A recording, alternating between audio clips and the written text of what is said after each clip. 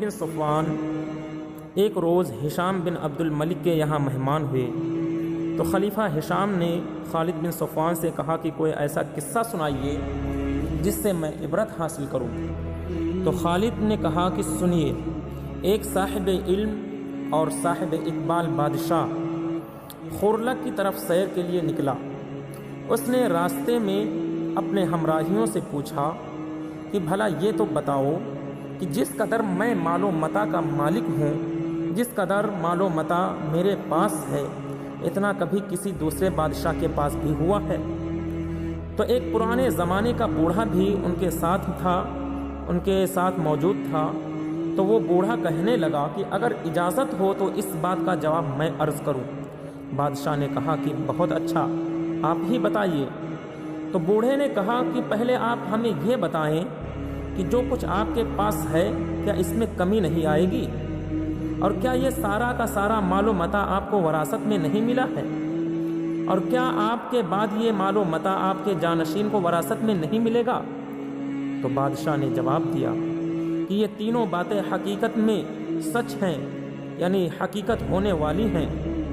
بوڑھے نے کہا تو پھر بڑے تعجب کی بات ہے کہ آپ ایسی چیز سے مغرور ہو گئے، آپ ایسی چیز سے غرور میں آ گئے جو کم بھی ہونے والی ہے اور جس کا زیادہ حصہ آپ کے پاس سے دوسرے کے پاس چلا جانے والا ہے، اور جو کچھ آپ نے خرچ کر لیا ہے اس کا حساب بھی ہونے والا ہے۔ دوستوں، بادشاہ یہ بات سن کر کے کانپ اٹھا اور بولا کہ کہاں چلا جاؤں اور کیا کروں؟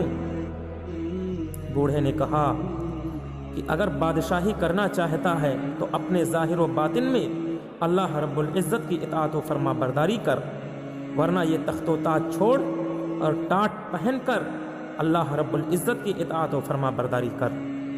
بادشاہ نے کہا کہ میں رات کو سوچوں گا اور صبح جو رائے ہوئی وہ بتاؤں گا۔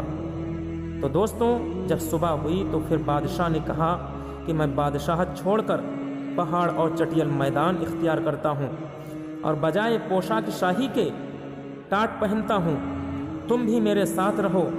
اس بوڑھے سے بولا۔ لہذا ان دونوں نے ایک پہاڑ کو اپنا ٹھکانہ بنا لیا اور مرتے دم تک وہیں پر رہے۔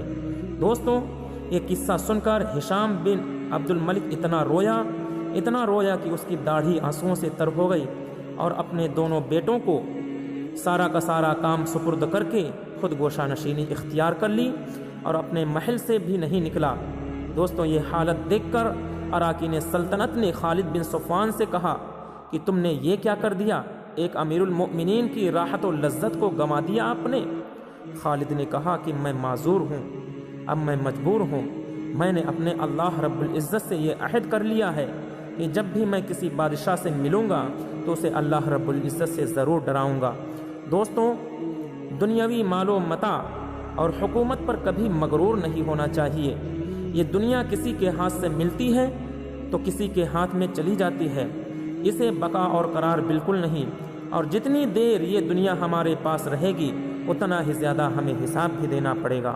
اللہ رب العزت کی بارگاہ میں دعا ہے کہ مولا کریم ہم کو آخرت کی تیاری کرنے کی توفیق عطا فرمائے۔